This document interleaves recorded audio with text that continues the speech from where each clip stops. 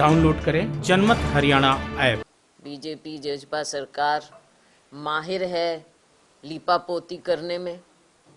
जब से इनकी सरकार बनी है 7 साल से आप देख रहे हैं, और ख़ास तौर से पिछले 2 साल से घोटाले पर घोटाले सामने आ रहे हैं, उनका पर्दाफाश हो रहा है। और मैं शुक्रगुजार हूँ रणदीप जी की कि इन्होंने एक बार नहीं बार बार सरकार की इन बातों को उजागर किया है, आपके साथ शेयर किया है, और बहुत डिटेल में, क्योंकि वकील भी हैं तो बहुत डिटेल में ये उसमें जाते हैं और उसकी तह तक बात को निकाल के, सच्चाई को निकाल के आपके सामने रखते रहे हैं। आज जो हम मेन मुद्दा लेकर आए, जो ये घोटाले हुए, पीछे कांग्रेस पार्टी ने 7 तारीख को हमने घेराव किया था हरियाणा पब्लिक सर्विस कमीशन का। बात कुछ ऐसी रही कि भर्तियां जब से ये होने लगी हैं तो हर भर्ती में, पेपर्स में हर तरह से घोटाला हुआ है। यानी कि हरियाणा के लोगों के साथ ना केवल नाइंसाफ़ी हुई है, बल्कि उनके साथ धोखे पर धोखा हुआ है। और सिर्फ ये कह देना कि उस दिन जैसा आपने देखा ऑर्डर्स हुए, ऑर्डर्स हमारे सामने सार्वजनिक बाद में हुए, हमारे घेराव के बाद, लेकिन शायद उसमें ऑर्डर पिछले दिन का लिखा गया है, 6 तारीख का, सब्जेक्ट टू करेक्शन, आप लोग देख लेंगे। लेकिन सरकार प्रेशर में आई, कांग्रेस ने इस बात को उठाया, और जैसा मैंने कहा रणदीप जी ने बहुत डिटेल में ये बातें निकाली हैं। मुख्य रूप से बात क्या है? मुख्य मुद्दा यही है कि हर बार कभी कोई नागर हो जाता है, कभी कोई बलारा हो जाता है, कभी कोई हो जाता है, नाम अलग अलग सामने आ जाते हैं। असली बात क्या है? मूल बात यही है कि खट्टर सरकार और खुद मैं कहूंगी कि मुख्यमंत्री महोदय अपनी जिम्मेवारी से पीछे कब तक हटेंगे। कटघरे में आज के दिन कोई नागर नहीं खड़ा है, कटघरे में केवल और केवल मुख्यमंत्री महोदय खड़े हैं। उनकी देखरेख में, उनके संरक्षण में ये सारा कार्य हुआ है। वरना मुझे आप बता दीजिए कि इतना बड़ा घोटाला कैसे हो सकता था। और यही नहीं, अनेकों जो फैसले लिए जाते हैं, क्या सरकार इस बात से बिल्कुल उनको मालूम ही नहीं है कि नौकरियां निकाल दी जा रही हैं, टेस्ट हो रहे हैं, उनमें लोगों को पास कर दिया जा रहा है, फिर क्राइटेरिया बदल दिए जाते हैं? ये कैसे हो सकता है कि मुख्यमंत्री को इन चीज़ों के बारे में पता ना हो? टेस्ट हो जाता है, 40,000 लोगों के टेस्ट हो जाते हैं, कितनी शिफ्टों में होते हैं, क्या हो रहा है, वो सब पता है आपको। और उसके बाद पास करते हैं, और फिर police constable, male police constable, और फिर स्क्रीनिंग, फिजिकल जो टेस्ट होना है वो आपने आउटसोर्स कर दिया, प्राइवेट कंपनी कर देगी, उसकी वीडियोग्राफी भी नहीं होगी। क्या मुख्यमंत्री जी को पता नहीं? ये कौन सा फेयर प्ले है हमारे नौजवानों के साथ? आप देखते हो सुबह किसी, वैसे तो आप दिल्ली बेस्ड हैं, सॉरी चंडीगढ़ बेस्ड हैं ज़्यादा लोग, लेकिन अगर आप गांवों में कहीं जाओगे, देहात में निकलोगे सुबह सुबह या शाम को, आप देखोगे कि कितने लड़के दौड़ लगा रहे हैं, मेहनत कर रहे हैं, अपने फिजिकल फिटनेस कर रहे हैं। और ये तो मैं समझती हूँ कि इतनी अच्छी बात है कि बच्चे गलत आदतों से दूर होकर ऐसे कार्य कर रहे हैं, सिर्फ इस उम्मीद में कि उनकी फिजिकल फिटनेस से उनको नौकरी मिल जाएगी, अच्छी नौकरी मिल जाएगी। तो क्या उनकी ज़िंदगी के साथ खिलवाड़ नहीं हो रहा? क्या पता किसको नौकरी लगेगी, क्या वो फिजिकल फिटनेस के आधार पर लगेगी या कोई और क्राइटेरिया हो जाएंगे? क्योंकि वीडियोग्राफी तो होगी नहीं, प्राइवेट एजेंसी कुछ भी करेंगी, किसको मालूम पड़ेगा? साथियों, ये सब बातें हैं खट्टर सरकार, खट्टर जी खुद माननीय मुख्यमंत्री जी कटघरे में है।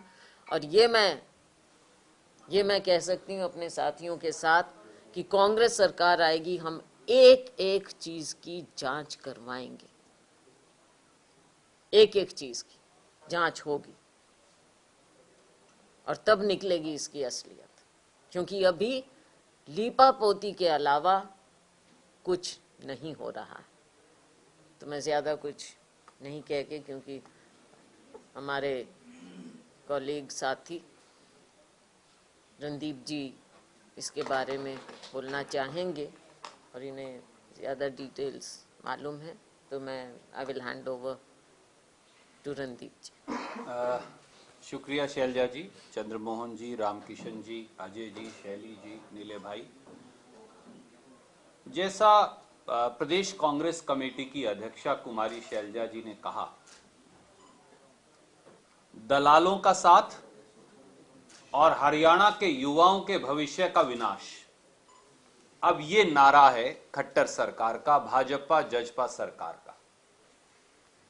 और लीपा पोती कर, नौकरी भर्ती नीलामी कांड की जवाबदेही से माननीय खट्टर साहब नहीं बच सकते। 17 नवंबर को एफआईआर दर्ज हुई, 29वां दिन आज है। आज 29 दिन बीत जाने के बाद एक बात साफ है कि नौकरी की दलाली खा रहे दुर्योधनों को धृतराष्ट्र बनकर खट्टर साहब बचा भी रहे हैं और समर्थन भी दे रहे हैं। यह हमारा सीधा इल्जाम है शैलजा जी का, यह सीधा इल्जाम है हम सबका। खट्टर सरकार अपराधियों की जांच की बजाय उन्हें बचाने के लिए ऑपरेशन एयरलिफ्ट चला रही है। अटैची कांड पर पर्दा डालने के लिए, दबाने के लिए, छिपाने के लिए, भटकाने के लिए हर संभव कोशिश खट्टर सरकार द्वारा की जा रही है। और हरियाणा के युवा जो कह रहे हैं, जो सोशल मीडिया पर लिख रहे हैं, उनमें से 3 बातें हम लिखकर शैलजा जी और मैं और हम सब साथी लाए हैं। मैं वो पढ़कर सुनाना चाहूंगा बात बताने से पहले नौकरियों में चोरी, अब खुलेआम सीना चोरी। ये हरियाणा का युवा कह रहा है सोशल मीडिया पर। एक और साथी ने लिखा, चोरों ने चोरों से कहा सब चंगासी। यह हरियाणा का नौजवान इस सरकार के बारे में कह रहा है। तीसरा उन्होंने कहा, कर रही लीपापोती, खट्टर सरकार की नीयत खोटी। यह हरियाणा के युवा कह रहे हैं। कमाल की बात यह है, और जिसके लिए आज हम सब, शैलजा जी, मैं और हमारे सब साथी, हम आपके बीच में आए हैं। इस सारे घोटाले के बावजूद कल 14 तारीख को हरियाणा पब्लिक सर्विस कमीशन ने 10 जो नए पद हैं, 10 जो पद हैं, उनकी भर्ती की डॉक्यूमेंट वेरिफिकेशन के ऑर्डर जारी कर दिए। हम आपको वो रिलीज कर रहे हैं। ये सारी परीक्षाएं 14 सितंबर को हुई थी। 12 सितंबर को एचसीएस प्रिलिमिनरी की परीक्षा हुई जो घोटाले में पकड़ी गई, और उसके 2 दिन बाद अनिल नागर की देखरेख में गोपनीयता के सारे रिकॉर्ड पेपर उसी के पास थे। इन 10 पदों की परीक्षाएं भी हुई। तो 12 को एचसीएस, 14 को ये सब हुई। पर कोई जू नहीं रेंग रही। उन्होंने कल ये ऑर्डर जारी कर दिया, एचपीएससी ने, खट्टर सरकार ने, कि अब इनकी डॉक्यूमेंट वेरिफिकेशन होगी ताकि नौकरियां लगाई जा सके। इन सब के कर्ता धर्ता अनिल नागर है, इन सारी नौकरियों के भी। तो एक बात साफ है, खट्टर सरकार में दोषी ही जज बन बैठे हैं। और इतना ही नहीं, दूसरी तरफ छोटे मियां तो छोटे मियां, बड़े मियां तो बड़े मियां, छोटे मियां सुभान अल्लाह। हरियाणा स्टाफ सिलेक्शन कमीशन ने भी, कल के आपके समाचार पत्र हमने पढ़े, खुद को क्लीन चिट दे दी। यानी कातिल ये कह रहा है जज बनके कि मैं निर्दोष हूं, उन्होंने भी क्लीन चिट दे डाली। तो हमारा ये कहना है, जो शैलजा जी, मैं और हमारे साथी आपके बीच में लेकर आए हैं, कि 17 नवंबर 2021 से आज तक, यानी 29 दिन में श्री मनोहर लाल खट्टर की प्रत्यक्ष या परोक्ष सहमति के बगैर अटैची कांड में ऑपरेशन कवर अप और ऑपरेशन क्लीन अप नहीं हो सकता था। हम आज सवाल नहीं पूछ रहे, हम 11 बिंदु सरकार की संलिप्तता के आपके बीच में लेकर आए। पहला, एचपीएससी के चेयरमैन श्री आलोक वर्मा मुख्यमंत्री श्री मनोहर लाल खट्टर के निवास पर वर्षों तक एड डी कैंप या एडीसी रहे, तो इसलिए उनकी और खट्टर साहब की नजदीकियां सबको मालूम है। और एचपीएससी के चेयरमैन, क्योंकि वो एचपीएससी के मुखिया हैं, एचपीएससी के घोटाले की जिम्मेवारी से कैसे बच सकते हैं। पर आज तक भी विजिलेंस विभाग द्वारा, पुलिस द्वारा एचपीएससी के चेयरमैन आलोक वर्मा या मेंबर साहिबान, उनको ना जांच के लिए बुलाया, ना जांच में शामिल किया। यह पहला महत्वपूर्ण बिंदु है जिससे सरकार की संलिप्तता नजर आती है और सरकार के मुखिया की। दूसरा, एचपीएससी चेयरमैन आलोक वर्मा जी ने 9 दिसंबर 2021 को इंटरव्यू देकर कहा कि एचपीएससी की गोपनीयता की जिम्मेवारी एचपीएससी के सेक्रेटरी जो एक आईएएस अधिकारी हैं उनको ना देकर डिप्टी सेक्रेटरी अनिल नागर को इसलिए दी थी कि उन्होंने व्यक्तिगत कारणों से मना कर दिया था। तो साथियों, अब साफ है वो व्यक्तिगत कारण ये थे कि वो आईएएस अधिकारी पेपर घोटाले में, पेपर बदलने में, ओएमआर शीट भरने में शामिल नहीं होना चाहता था। तीसरा पहलू, और वो उतना ही महत्वपूर्ण है, 17 नवंबर की अगर आप एफआईआर पढ़ें, सारी रिमांड एप्लीकेशंस पढ़ें, हमने, शैलजा जी ने यहां इसी प्रदेश कांग्रेस से आपको ये जारी करी हुई, तो उन सब में यह लिखा है कि मुख्य आरोपी जो है वो जसबीर भलारा और safe dot E solution private limited है। यह भी सामने आया कि पूर्व चेयरमैन एचपीएससी ने इस जसबीर भलारा और सेफ डॉट ई सॉल्यूशंस को हटा दिया था और आलोक वर्मा ने वापस रख लिया। यह भी सामने आया हुआ है। इसके बावजूद ना सरकार ने, ना पुलिस ने, ना विजिलेंस ने आज तक मुख्य नामजद आरोपी को ना गिरफ्तार किया, ना रेड किया, ना जांच के लिए बुलाया। क्यों? उल्टा आलोक वर्मा इंटरव्यू देकर 9 दिसंबर को क्लीन चिट सर्टिफिकेट दे रहे हैं मुख्य नामजद आरोपी को, चेयरमैन एचपीएससी। तो श्री आलोक वर्मा और जसबीर भलारा के बीच में यह रिश्ता क्या कहलाता है? और खट्टर सरकार में वो कौन है जो विजिलेंस को, पुलिस को जसबीर भलारा और safe dot E solutions private limited की जांच से रोक रहा है? चौथा पहलू, अनिल नागर का बर्खास्तगी आदेश 6 दिसंबर का हम सब ने देखा। उसमें यह साफ लिखा है कि अनिल नागर की देखरेख में हुई भर्तियों का सारा रिकॉर्ड दूषित हो गया है, अवैध है। यह हम नहीं कह रहे। There is no sanctity, if I may repeat the word, there is no sanctity of the record kept under the custody of Anil Nagar. तो ये जो 10 पद हैं, इनका भी सारा रिकॉर्ड उसी के पास था। तो आपने तो कल ऑर्डर निकाल दिया सरकार ने और एचपीएससी ने, तो कि अब इन 10 पदों पर हम नौकरियां लगाएंगे, तो सारा मामला अब रफा दफा साफ है। क्या यह मुख्यमंत्री की सहमति के बगैर हो सकता था? जवाब नहीं है। पांचवां पहलू,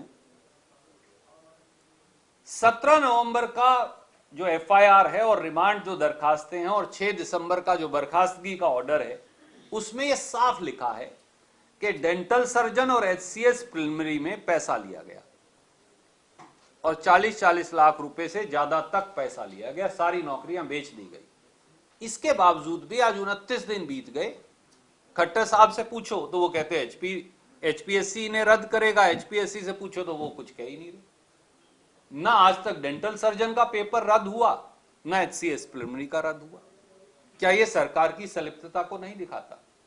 छठा पहलू, मुख्यमंत्री भर्ती घोटाला क्लीन चिट अभियान में अब हरियाणा स्टाफ सिलेक्शन कमीशन भी शामिल हो गया। उन्होंने, ये साफ है, जो एफआईआर दर्ज हुई 17 तारीख को, जितनी रिमांड एप्लीकेशन आई, उन सब में यह लिखा है कि वीएलडीए, स्टाफ नर्स, एएनएम, इन तीनों में 10 लाख से 20-25 लाख रुपया तक लिया गया। हम नहीं कह रहे तो उन्होंने लिख के कहा। हरियाणा स्टाफ सिलेक्शन कमीशन के चेयरमैन साहब अब ये कहते हैं, सीधा सीधा संदेह तो उन्हीं पर होगा और किस पर होगा, पर वो खुद ही ये कहते हैं कि या तो वो लोग पेपर देने नहीं आए जिन्होंने पैसा दिया था, या वो फेल हो गए। तो आप मुझे बताइए फिर वो रुपया, रिश्वत का रुपया किस लिए दे रहे थे? मैं रिश्वत का रुपया तो देकर आऊंगा आपको, परंतु मैं उसके बाद इंटरव्यू देने नहीं जाऊंगा, तो पैसा क्यों दिया जा रहा था? तो यह साफ है कि एचएसएससी के चेयरमैन और स्टाफ मेंबर्स की जांच ही नहीं हुई, और विजिलेंस ने तो एचएसएससी में झांक के भी नहीं देखा, झांकी नहीं मारी आज तक। और वो खुद दोषी जो हैं, अपराधी जो हैं, वो खुद जज बन बैठे हैं और अपने आप को निर्दोष बता रहे हैं। अंधेर नगरी चौपट राजा। 7वां पहलू, dental surgeon, HCS preliminary, VLDA, ANM, staff nurse, ये तो नौकरियां सामने आ गई। खुद सरकार कह रही है कि इन सब में रिश्वत हुई। जो इस प्रकार से नौकरी लगे, एक एचसीएस प्रिलिमिनरी को छोड़ दें, बाकी तो सब नौकरी लग गए। किसी कैंडिडेट को आज तक ना गिरफ्तार किया गया, ना जांच के लिए बुलाया, ना तफ्तीश में शामिल किया। कल जब शैलजा जी ने यह नोटिस निकाल दिया कि आज पीसी करेंगे, तो कल रात को उनमें से कुछ कैंडिडेट्स को नोटिस जारी कर दिया। अच्छा, जैसे कहा कि हम घेराव करेंगे, तो रात को उसको अनिल नागर को खारिज कर दिया, डिसमिस कर दिया। आज तक किसी कैंडिडेट को क्या वो आरोपी नहीं है? रिश्वत देने वाला भी आरोपी है, लेने वाला भी आरोपी है, पर उनकी कोई जांच नहीं। और अगर आप अनिल नागर का नाम बता सकते हो, तो कौन से कैंडिडेट ने पैसे लेके भर्ती हुई, उनके नाम क्यों नहीं बता रहे? दे आर एक्यूज्ड, उनके नाम उजागर होने चाहिए, पर सरकार ने छुपा रखे हैं। 8वां पहलू, इन्हीं एफआईआर में और इन्हीं रिमांड दरखास्तों में यह भी साबित हो गया कि Haryana board of school education में एचटेट परीक्षा भी पैसे लेकर, रिश्वत लेकर पास हुई है। आज तक विजिलेंस विभाग एचटेट के पेपर की या बोर्ड ऑफ स्कूल एजुकेशन की जांच करने ही नहीं गया, झांकी नहीं मारी, वहां देखा ही नहीं उनकी तरफ। ना किसी को गिरफ्तार किया, ना किसी कैंडिडेट को पकड़ा जिसने पैसे देके एचटेट की परीक्षा पास की। क्यों? इसलिए कि सबकी सहमति है, पूरा मामला रफा दफा। 9वां पहलू, अब लीपा पोती की इस कड़ी में हरियाणा स्टाफ सिलेक्शन कमीशन ने आनन फानन में पिछले 2 दिनों में पुलिस कांस्टेबल पुरुष का रिजल्ट निकाल दिया। आपको पता ही, यह परीक्षा 3 दिन चली थी, 31 अक्टूबर, 1 नवंबर और 2 नवंबर, जैसा शैलजा जी अभी चर्चा कर रही थी। इवनिंग और मॉर्निंग में यह परीक्षा डबल शिफ्ट में हुई, और हमने आपको बताया था कि हर शिफ्ट में 4 अलग अलग पेपर दिए गए, यानी एक दिन में 8 पेपर दिए, 3 दिन में 24 पेपर दिए। पहले 8 पेपर तो हमने आपको रिलीज किए थे, अब हम बाकी 24 के 24 भी ले आए शैलजा जी और मैं, और हम आपको भेज रहे हैं 22 पेपर। हम उसमें से ये हैं कुछ, ये आप दिखाएंगे, ये वो कुछ पेपर हैं, ये लीजिए। कई हैं तो आप, हम तो सारे पकड़ भी नहीं सकते, इतने ज्यादा हैं जो। ये हैं वो सारे पेपर, 22 पेपर हम आपको भेज रहे हैं सॉफ्ट कॉपीज में। अब क्योंकि वो पकड़े गए थे, तो फिर उन्होंने 22 सितंबर को एक नया आदेश जारी कर दिया, जब हमने ये पेपर रिलीज कर दिए सारे, और उसमें कहा कि हम इन 24 पेपर की नॉर्मलाइजेशन करेंगे। उस आदेश की कॉपी भी हम आपको भेज रहे हैं। अब आप मुझे बताइए, 24 पेपर की 3,77,000 बच्चों की कोई नॉर्मलाइजेशन कर सकता है? हिंदुस्तान में तो कोई ऐसी एजेंसी है नहीं। और वो पेपर मैंने आपको पढ़कर सुनाए थे और चैलेंज किया था, अगर पूरी कैबिनेट पास कर दे या डीजीपी पास कर दे उसे, तो मैं मान जाऊंगा। आपने भी देखा, आपको और मुझे दोनों को एक सवाल का जवाब नहीं आता था, जितने पत्रकार थे उनको और हमें मिलकर। तो उनकी नॉर्मलाइजेशन कैसे होगी? तो घोटाला वहीं होगा, नॉर्मलाइजेशन के अंदर घोटाला होगा। इसीलिए सरकार ने ना तो बच्चों के रॉ मार्क्स रिलीज किए। अब आपको बताता हूं कहां हो रहा है घोटाला। मेरे कितने नंबर आए, मैं तो 24 में से एक ही पेपर दिया होगा, तो उसको रॉ मार्क्स बोलते हैं, वो नहीं रिलीज किए। ना नॉर्मलाइजेशन किस प्रकार से की और उसके कितने मार्क्स मिले वो रिलीज किए, और ना क्यूमुलेटिव कट ऑफ रिलीज की। So there is a 3-pronged scam happening. हर बच्चे के कोई नंबर आए होंगे, वो रिलीज ही नहीं कर रहे आप। फिर आपने उसे नॉर्मलाइजेशन में बढ़ाए या घटाए, वो रिलीज नहीं कर रहे। अब मैं आपको भेज सकता हूं, शैलजा जी और मैं देख रहे थे थोड़ी देर पहले, मेरे पास ओरिजिनल OMR शीट्स हैं, मैं आपको एक और बताता हूं, ठीक है जी, कैंडिडेट की। एक बच्चे के तो 60 नंबर आए हुए हैं, विद रोल नंबर है, अभी दे दूंगा आपको, वो तो पास है। जिसके 65 आए हैं वो फेल है, मैं विद रोल नंबर दूंगा आपको थोड़ी देर में। रीजन इज कि आपने रॉ मार्क्स रिलीज नहीं किए, कट नॉर्मलाइजेशन में किसको ज्यादा या कम नंबर लगा दिए, तो 50 वाले के 65 बना दिए, 65 वाले के 60 बना दिए, वो रिलीज नहीं किए, और कंबाइंड कट ऑफ रिलीज नहीं की। मैं इसलिए 22 पेपर रिलीज कर रहा हूं आपको। और किसी एग्जाम में कहीं दुनिया में आपने सुना है 3 दिन में 3,70,000 बच्चों को 24 पेपर दे दो, उन्हें नॉर्मलाइज कोई हिंदुस्तान में कर ही नहीं सकता। So entire process is vitiated. और ऊपर से जैसा बहन जी ने कहा, अब इनको फिजिकल टेस्ट के लिए बुला लिया, PST जिसे कहते हैं, उसमें एक और नई बात कर दी। उसमें सिक्योरिटी के लिए लाइन लगवाने का काम तो करेगी पुलिस, और फिजिकल टेस्ट लेगी प्राइवेट एजेंसी। कभी यह भी सुना हमने तो सरकार में, आप उप मुख्यमंत्री रहे हैं, आप केंद्रीय मंत्री रही हैं, हम भी मंत्री रहे हैं, भाई साहब मिनिस्टर रहे हैं, हमने तो कभी सुना नहीं कि पुलिस नहीं लेगी फिजिकल टेस्ट, वो एक प्राइवेट एजेंसी लेगी, और उसकी वीडियोग्राफी नहीं होगी। ये अजीबोगरीब सिस्टम। तो पुलिस कांस्टेबल मेल की भर्ती होगी कैसे फिर? अगला पहलू 10वां। अब हरियाणा स्टाफ सिलेक्शन कमीशन ने यह मान लिया, हमने प्रेस कॉन्फ्रेंस की थी, मैंने वो सारे कागज रिलीज किए थे, अब ये मान लिया कि 41 सब इंस्पेक्टर मेल और 9 सब इंस्पेक्टर फीमेल फर्जी हैं। मैं नहीं कह रहा, ये तो चेयरमैन ने माना है, ठीक बात है मेरी, गलत तो नहीं मैं कह रहा। किसी के खिलाफ FIR नहीं दर्ज की, क्यों? मैं फर्जीवाड़ा कर लूं, शैलजा जी कर लें, चंद्रमोहन जी कर लें, 1 मिनट में FIR दर्ज हो जाएगी। आप कह रहे हो हम तो 2-3 साल बस इन्हें पेपर में नहीं बैठने देंगे ताकि दोबारा आगे फिर कर लेना, क्यों FIR नहीं दर्ज की? और HSSC ने यह भी मान लिया कि जो 516 के करीब पुलिस कमांडो भर्ती हुई, मैं और शैलजा जी डिस्कस कर रहे थे, एक बड़ी कमाल की बात ये करते, पेपर में कोई बैठता है तो उसकी फिंगरप्रिंट्स आ गए। अब उनका मिलान होना है डॉक्यूमेंट वेरिफिकेशन के समय बायोमेट्रिक्स का। तो जब इन्होंने पुलिस कमांडो की भर्ती में हरियाणा स्टाफ सिलेक्शन कमीशन ने किया, तो वो मानते हैं कि वो दोनों मिलते नहीं है। मतलब पेपर किसी ने दिया, पेपर मैंने दिया, फाइनल कैंडिडेट ये,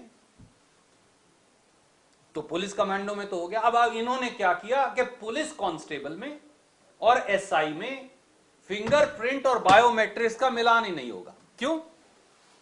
क्योंकि पिछली चोरी पकड़ी गई, इसलिए अगली चोरी पकड़ने ही ना दो। क्यों नहीं होगा भैया? क्या खट्टर साहब बता सकते हैं कि वो ऐसा क्यों कर रहे हैं? आप सब इंस्पेक्टर में, जहां तो संख्या भी कम है, और पुलिस कांस्टेबल में अब मिलान क्यों नहीं कर रहे? ये बड़ा अजीबोगरीब निर्णय। और एक और कमाल किया, फिंगरप्रिंट्स और बायोमेट्रिक्स मिलान का ठेका भी प्राइवेट एजेंसी को दे दिया, तो वो कभी भी अपडेट कर सकती है उसे। जब चाहे पैसे लो, अपडेट कर दो। हो क्या रहा है मैं आपको बता देता हूं। अब फिजिकल टेस्ट के लिए जब बुला रहे हैं तो एक बड़ी रुचिकर बात आपको बताता हूं। बच्चों को ये कह रहे हैं, मैं साबित नहीं कर सकता, मैं मानता हूं ये बात, पर उन्हें कह रहे हैं कि अगर तो तूने दौड़ नहीं लगानी तो 4 लाख रुपए दे दे। दौड़ लगानी है तो चाहे कितने घंटे में पार करना, 2.5 लाख रुपए दे दे। ये आप बच्चों से पूछ लीजिएगा, ये उन्होंने मुझे लिख के कई बच्चों ने बताया। तो फिर क्या सैंक्टिटी रहेगी। और 11वां पार्ट जो आखिरी है, विजिलेंस विभाग की लीपापोती पूर्ण कार्रवाई से साफ है कि पूरा मामला ठंडे बस्ते में डालकर इस जांच की भ्रूण हत्या कर दी गई है। हरियाणा तो भ्रूण हत्या के लिए मशहूर है ना। तो खट्टर साहब की नाक के नीचे इस पूरी जांच की उनका विजिलेंस विभाग भ्रूण हत्या कर रहा है।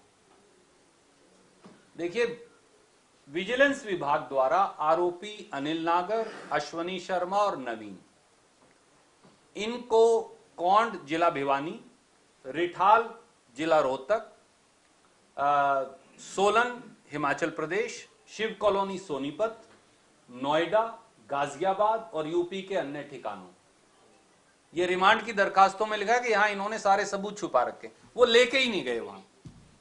क्यों? तो कौन लाएगा सबूत फिर? विजिलेंस विभाग इन्हें कहीं भी नहीं ले गया इनमें से। ये उनकी रिमांड की दरखास्त में लिखा पर नहीं ले गए। विजिलेंस विभाग ने ना तो इन साक्ष्यों के आधार पर दोबारा रिमांड अदालत से मांगा, और मैंने आपको याद करिए पत्रकार वार्ता करके कहा था, नीले सैनी जी उसमें मौजूद थे, कि 5 दिसंबर तक आप अपील या रिवीजन दायर कर सकते हो, कर दो। कोई नहीं की। मैंने बता दिया था नहीं करेंगे क्योंकि ये मिले हुए हैं। आज फिर बता रहा हूं, नहीं की इन्होंने। आपने छापा, मैंने कहा, प्रदेश कांग्रेस ने रिलीज किया, पर कोई रिमांड नहीं, ना अपील की ना नई दरखास्त की। एफआईआर में नामजद ना भलारा से जांच की, ना एचपीएससी चेयरमैन से करी, ना एचएसएससी चेयरमैन से की, ना मेंबर से की, ना स्टाफ से जांच की।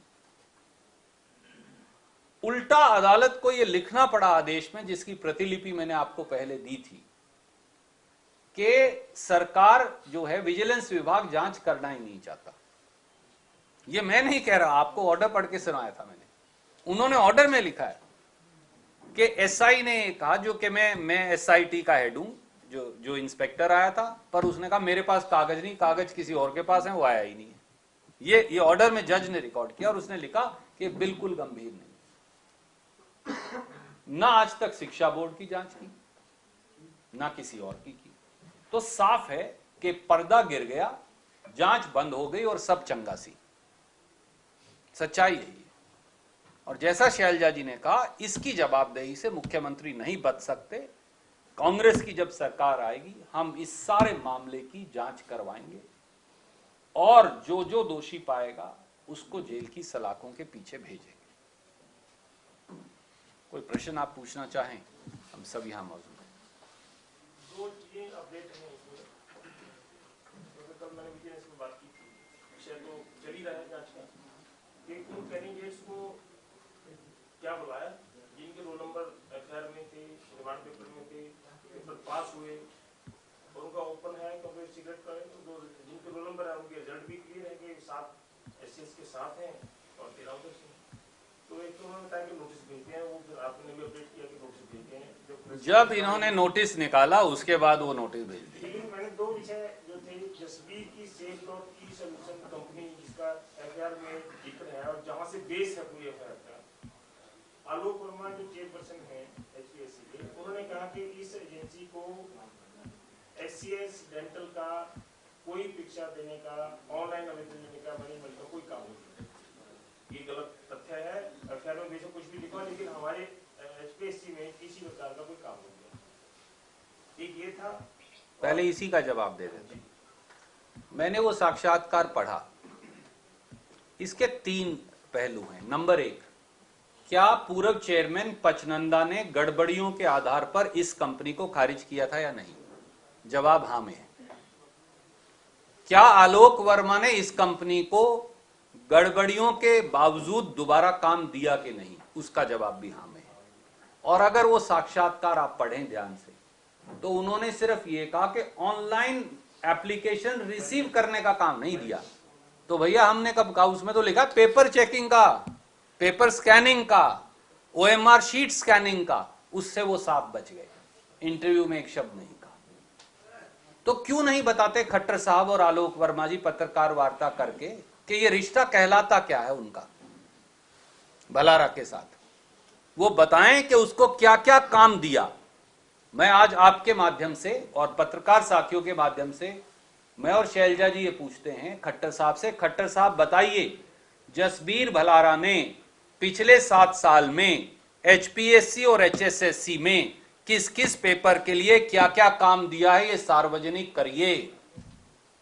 अगर आप दोषी को नहीं बचा रहे, नहीं तो साफ है बात को टाल मटोल कर आप दोषियों को बचा रहे हैं, क्योंकि असली धृतराष्ट्र आप ही हैं।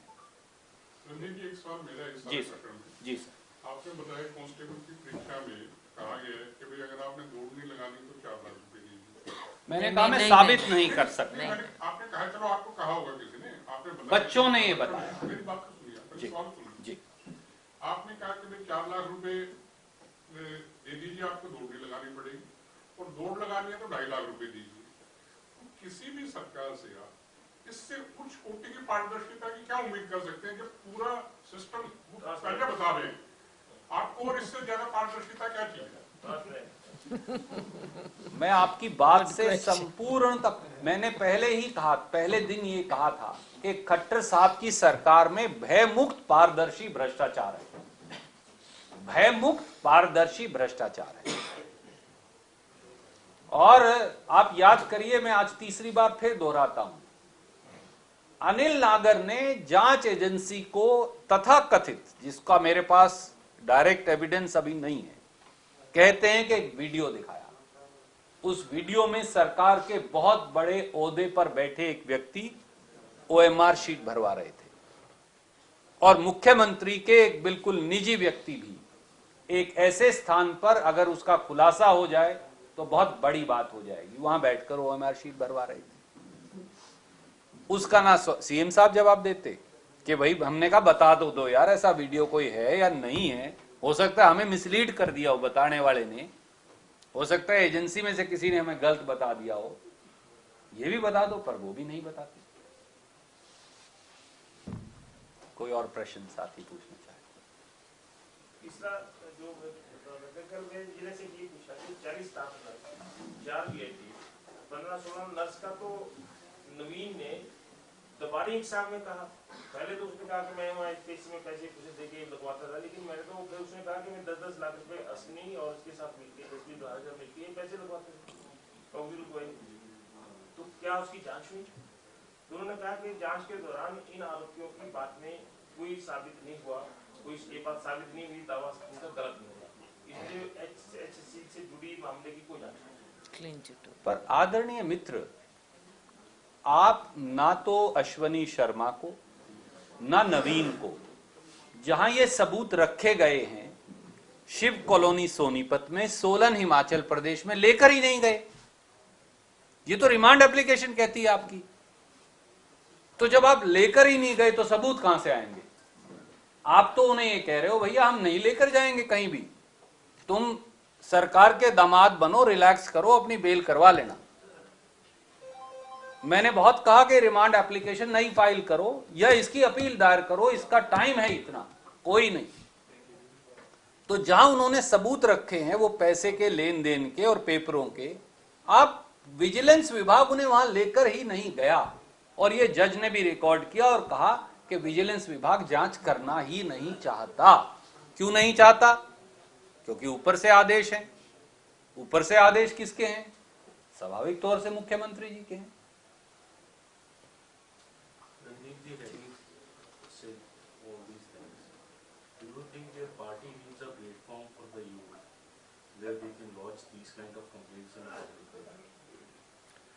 I think that's many friends have suggested. Nilesh Saini ji has worked for a long time in the Youth Congress. he was suggesting the other day to Shailja ji, to me, many other young friends have suggested. I think PCC president is actively considering creating a special email address. We have been discussing it, a special email address where all such complaints can then be sent by the youth of the state. So we will very soon try and create that also.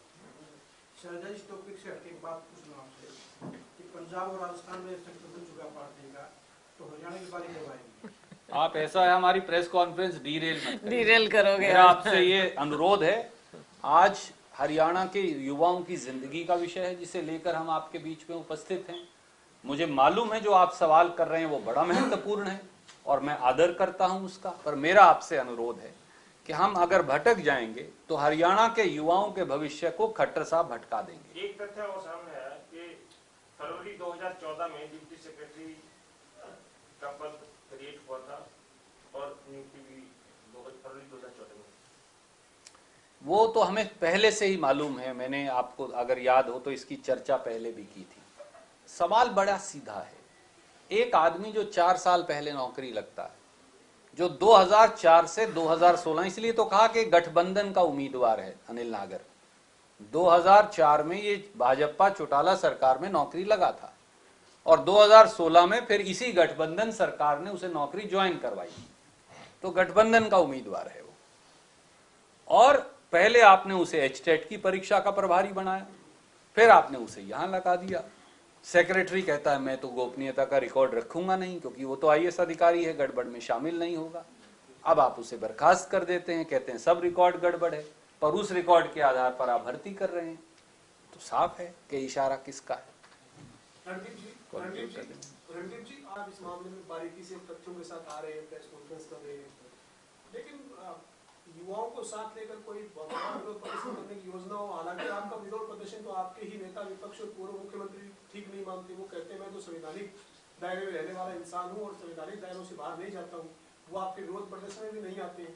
लेकिन इसके बावजूद क्या कोई बड़े स्तर पर कोई विरोध प्रदर्शन सेशन शुरू हो रहा है 17 तारीख को शीतकालीन, लेकिन साथ ही सब नेता विपक्ष से आदरणीय साथी, जहां तक कांग्रेस के विरोध प्रदर्शन का प्रश्न है, आपने ये देखा कि शैलजा जी के नेतृत्व में सब विधायक साथी आए, अखिल भारतीय काफी 20 के करीब नहीं आए, जिसमें नेता विपक्ष नहीं आए। वो ये कहते हैं कि आप संवैधानिक नहीं। अगर आप मेरा सवाल का जवाब सुनेंगे, मैंने सवाल आपका सुना, आपको जवाब भी सुनना चाहिए। मैंने कहा शैलजा जी के नेतृत्व में जब किया, बहुत सारे विधायक साथी है, कुछ नहीं है पहुंच पाए होंगे, डजंट मैटर।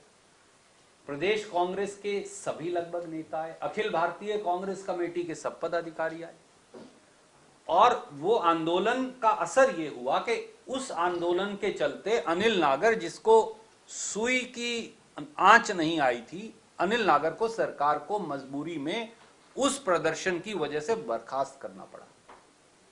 तो उस आंदोलन की एक सक्सेस ये थी।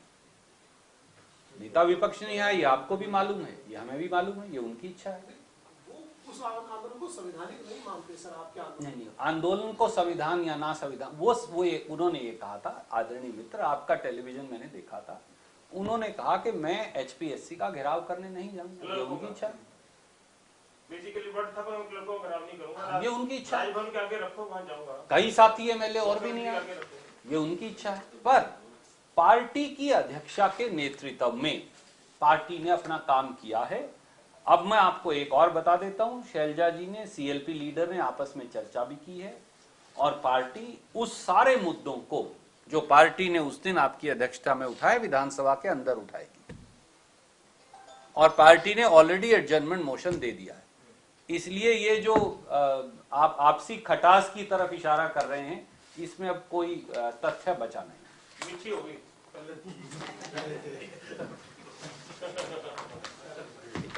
जो प्रदेश कांग्रेस कमेटी की अध्यक्षा ने निर्णय किया है, उसे सारे विधायक साथी भी मान रहे हैं, विधायक दल भी मान रहा है। विधानसभा में हम इस पे कार्रवाई करेंगे। राजनीति के आगे, राजनीति के पीछे, हर हलचल को जानने के लिए हमारे YouTube चैनल जनमत हरियाणा को लाइक करें, सब्सक्राइब करें और अपडेट रहने के लिए बेल आइकन दबाना ना भूलें। देखते रहें जनमत हरियाणा, सच के अलावा कुछ भी नहीं।